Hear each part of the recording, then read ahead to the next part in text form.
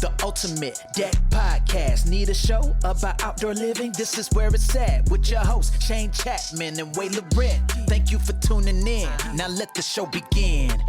Yeah. The ultimate deck podcast. Let's go. Hello, everybody, live from Saskatchewan, Canada, without Wade Laurent, just Shane Chapman here because Wade's got his priorities mixed up. I assume he's on a golf course. Who knows? His idea of record podcast today, he ain't here, so I'm just going to wing it. You're getting the best of Shane Chapman here today. So not much of a lead in today. I want to get this done over quickly because my son has football today. Speaking of kids, my wife has recently started a new job.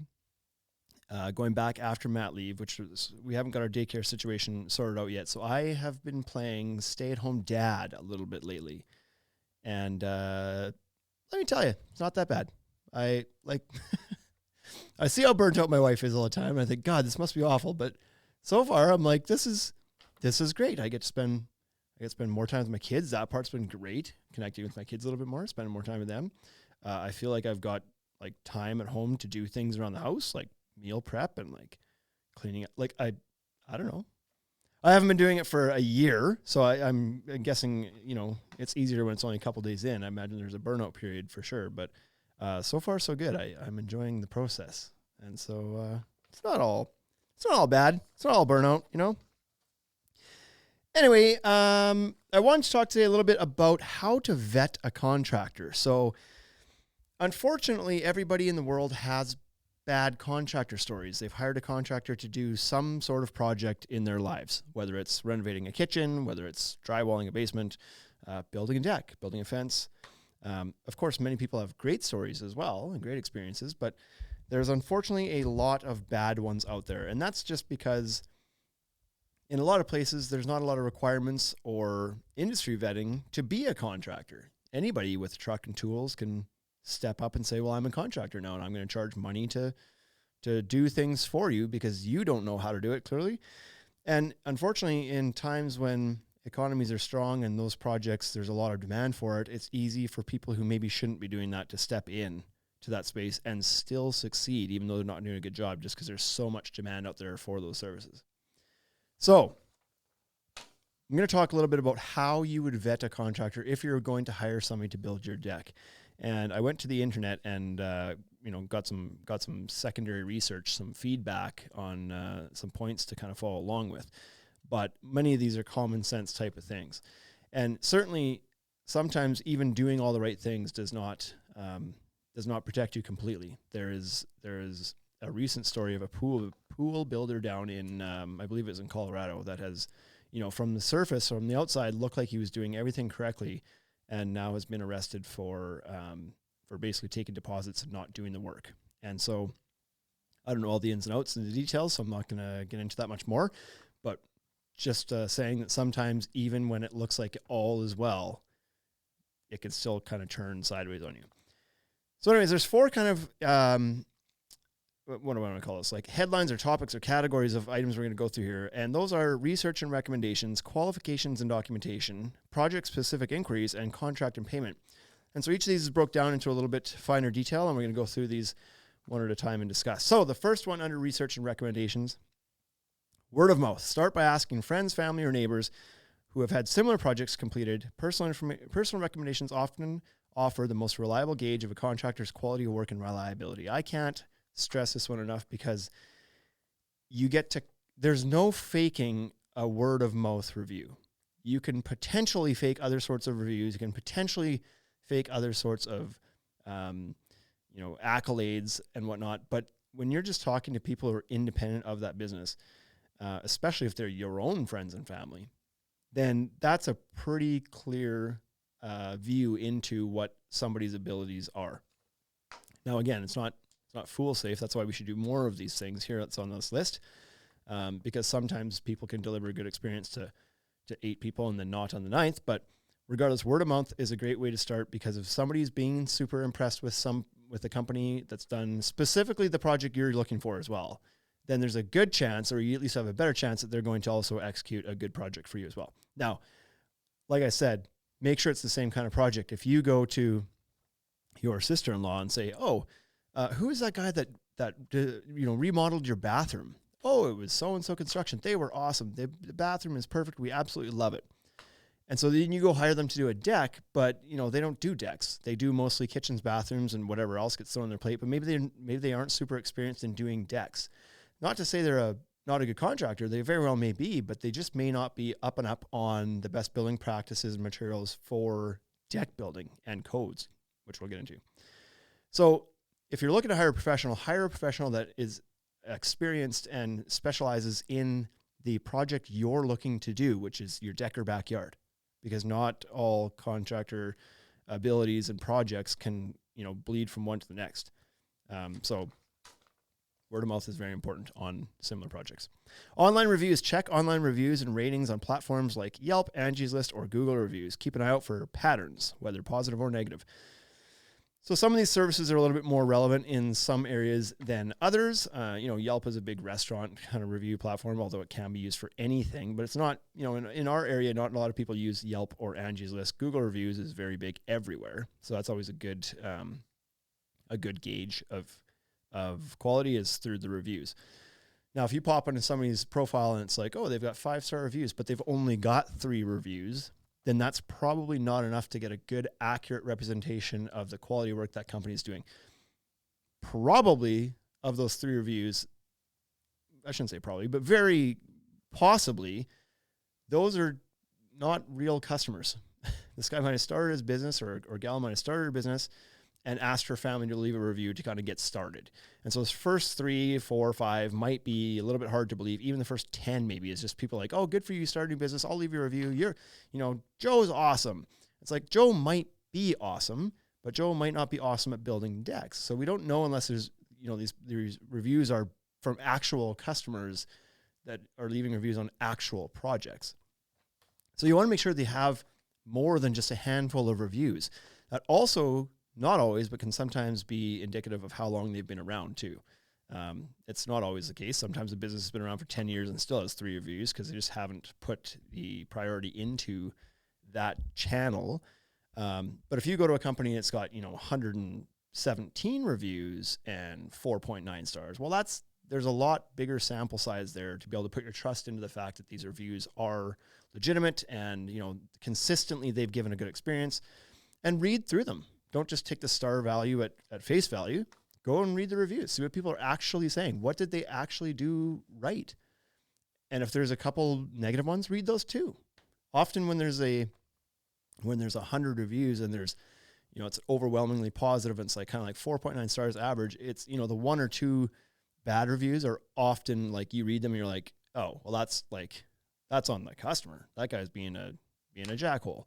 Or something, right? And you can see how that company even responds to those reviews, and you can kind of get at least a good gauge of like, okay, well, maybe this company did make a mistake, but look how they responded and took ownership of it. Or maybe it's a review that was left in the wrong business. Like, things happen. So just read them, and it gives you a good vibe for where or what to expect from that company. Better Business Bureau got listed on here, and I'm like, I don't know. I feel like if this is 1998, then this is probably more relevant. But regardless, it says, check the contractor's rating on the Better Business Bureau website or other national consumer protection organizations. So the Better Business Bureau is like, it sounds real good. It's one that obviously has a history of protecting consumers with reviews. However, nowadays, not a lot of people are using it for one. I would say if the Better Business Bureau has a lot of negatives about a company in there, you can probably rely on that. But if it's just a few positive or just a rating and not much, like, it's just like this company is A+, but there's no actual like reviews or feedback, it probably doesn't mean a whole lot. Every company can get a free listing on the Better Business Bureau by doing nothing. And you kind of start out with a good rating and you must do something to damage it.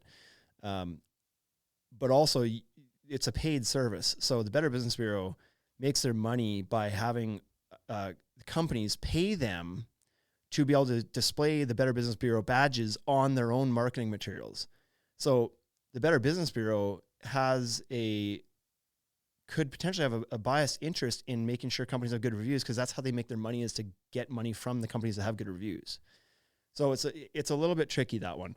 I would also say that a lot of these other ones, that have popped up over the year that's like, oh, trusted websites, whatever, trusted reviews, trusted businesses, like all these like, and they always get somebody with a, like an English accent because the accent gives it more credibility. It's like, oh, this site really knows what it's talking about. Those are all paid platforms where businesses can pay them for their badges. That doesn't mean anything.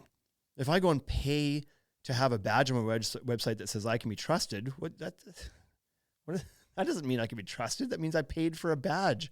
So don't believe a lot of those. Go to the independent ones like Google reviews is really good. Facebook reviews is really good. You know that the feedback that's been left on those is from actual people. It's not paid for. So those are good, solid review sites to be able to kind of gauge your contractor's quality work.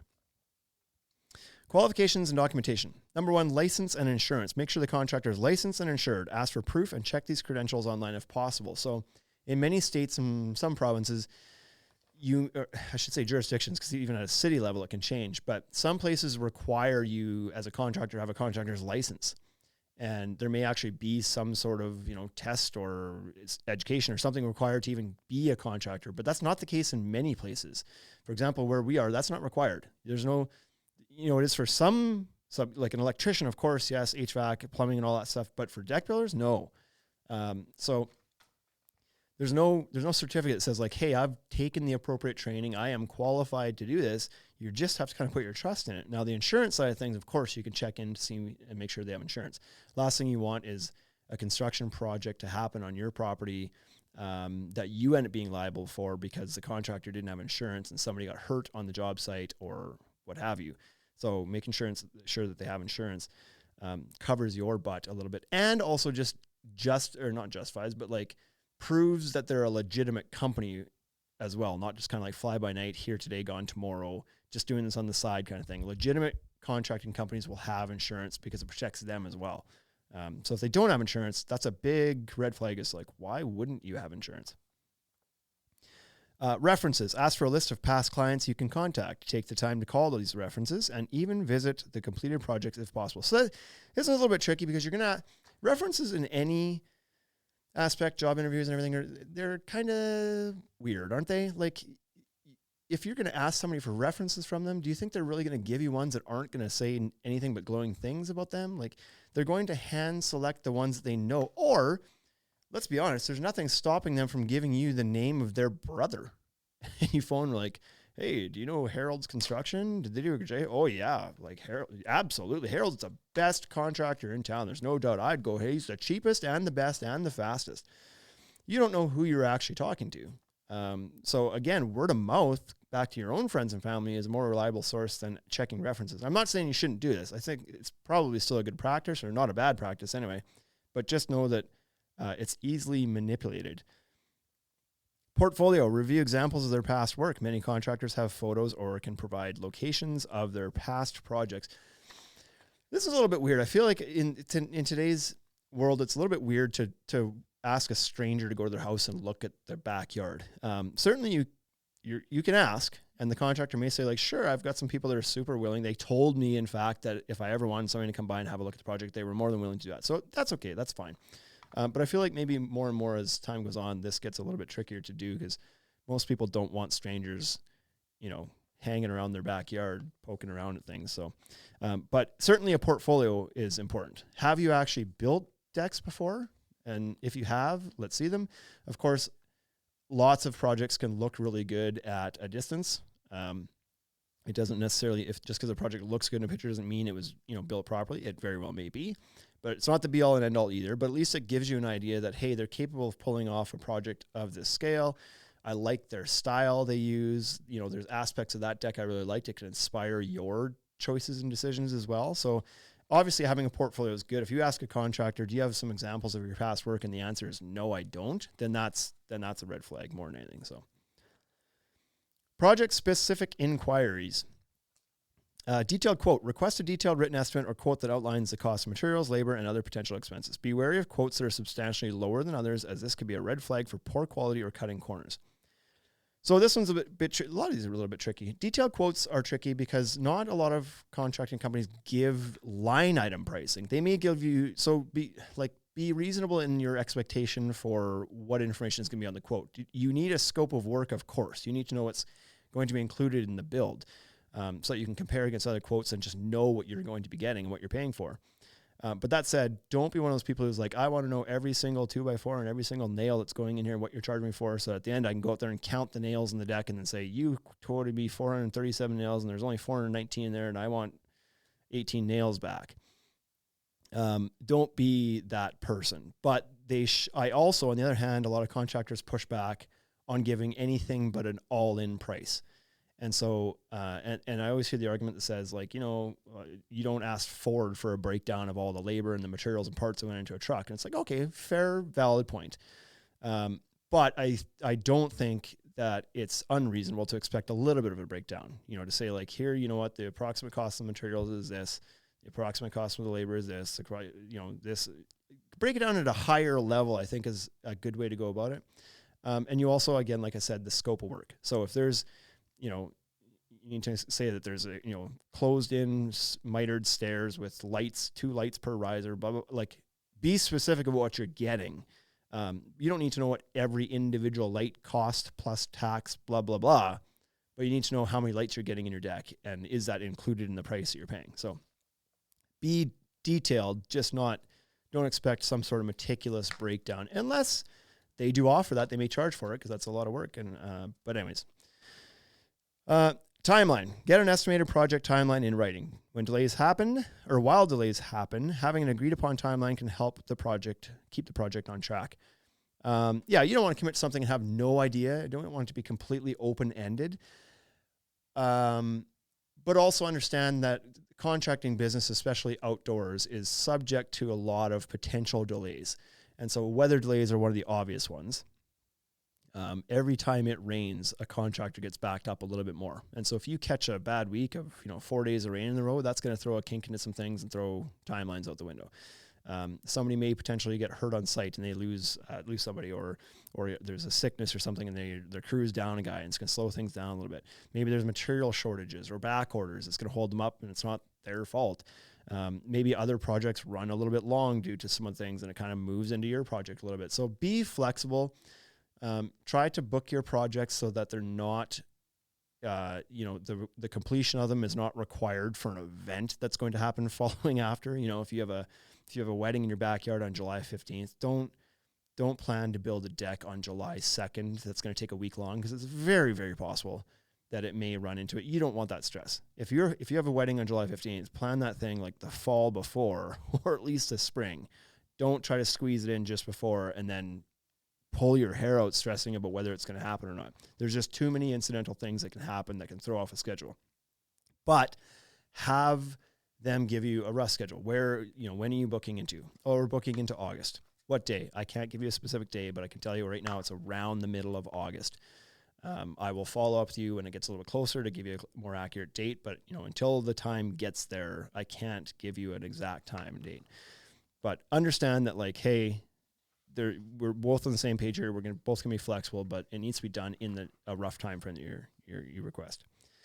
Material options. Ask about the range of material options available and the pros and cons of each, especially in relation to your local climate and intended use for the deck. So to roll back to a previous point about making sure somebody's, a contractor that does a lot of bathrooms they know vanities and kitchens and toilets and tile and bathroom tub surrounds and bathtubs and everything else really, really well. They can teach you and help you make the right decisions there. But if they don't do decks all the time, they don't know the products inside and out. And I can tell you that even for a lot of contractors that do a lot of decks, they may not know all the pros and cons between different material options. That's why, find a deck nerd like myself who does just sit here and live and breathe this stuff. I can tell you the pros and cons of a lot of different product options, and I don't care which one you choose. So I'm not biased and trying to push you towards one product or another.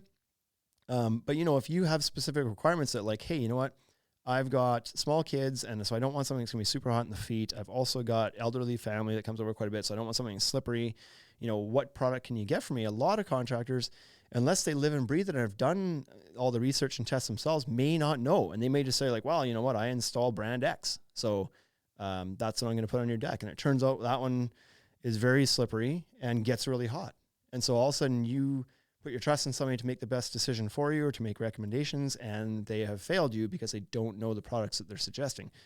So important to make sure that somebody is aware of the pros and cons, or do your own research. Make sure that you're getting the products that that you want, that are going to be good for your lifestyle, that are going to work for you. This is an investment. You don't want to have to do this again. And you know, if you're going to spend tens of thousands of dollars on a new deck, you don't want to at the end up hating it and hating the experience because you just didn't get somebody who was able to help you on the material selection side of things.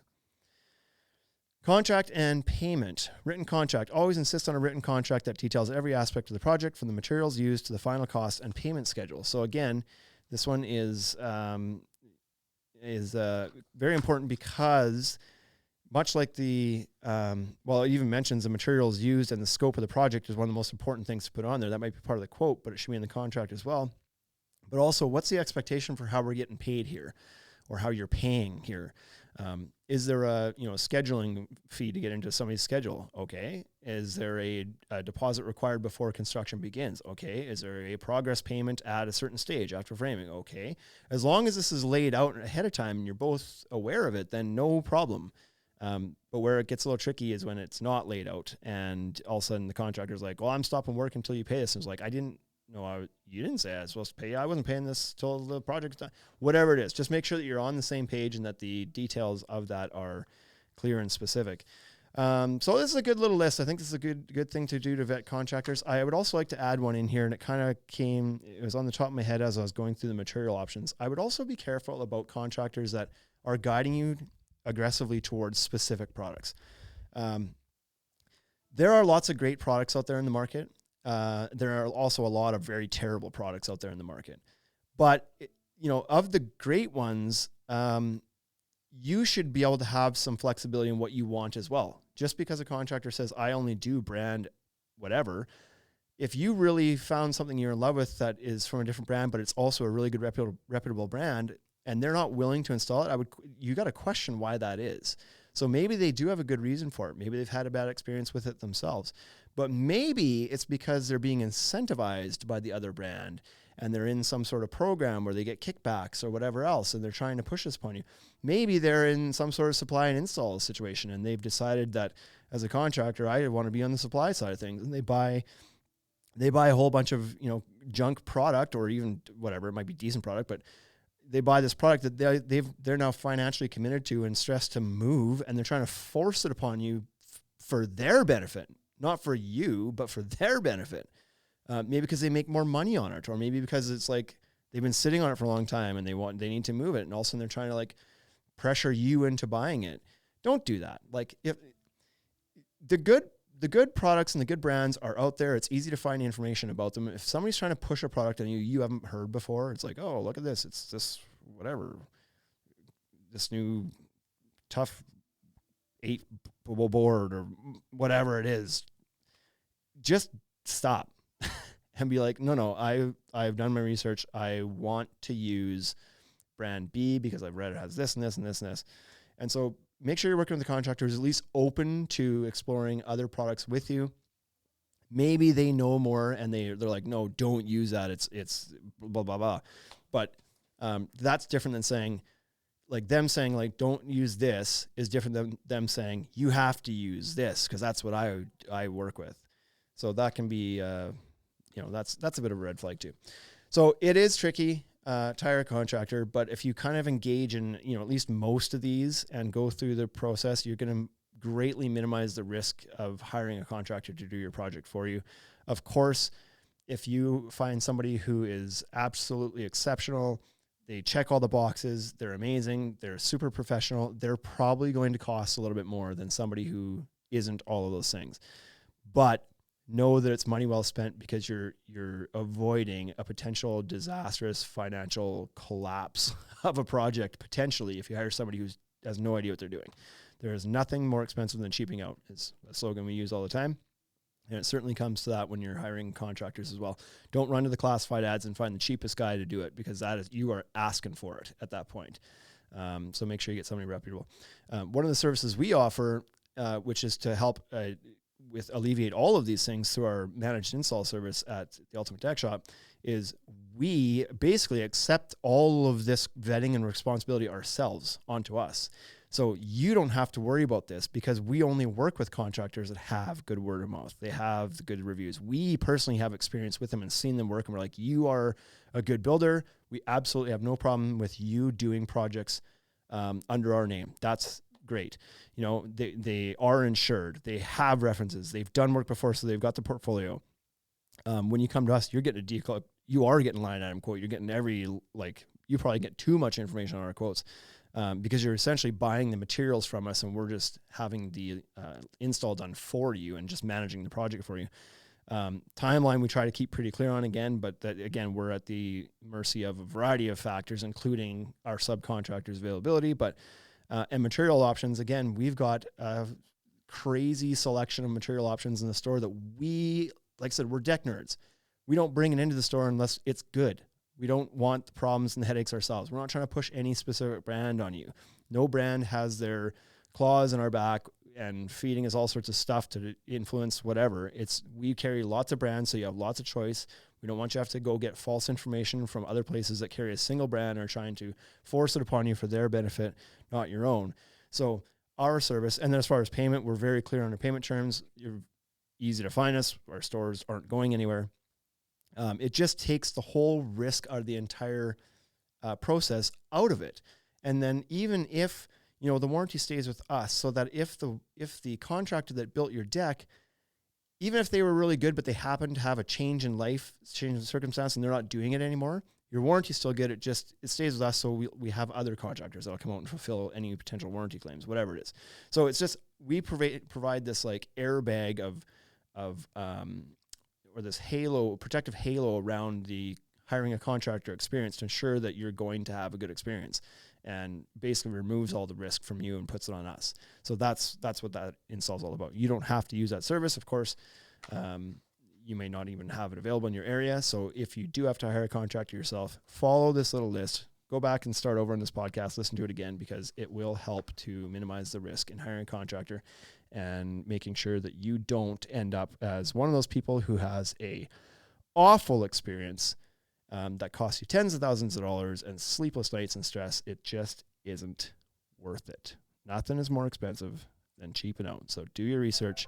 Make sure you know what you're doing before you sign that contract. Have a great week, everybody. See you again. Hey, thank you for listening to the Ultimate Deck Podcast. Now you know what we're about. Check the site, come and shop. UltimateDeckShop.com. Hit us right away for sponsorships, or tell us if you want to collaborate. Let's go. Check us out on any social networks. Thank you for listening.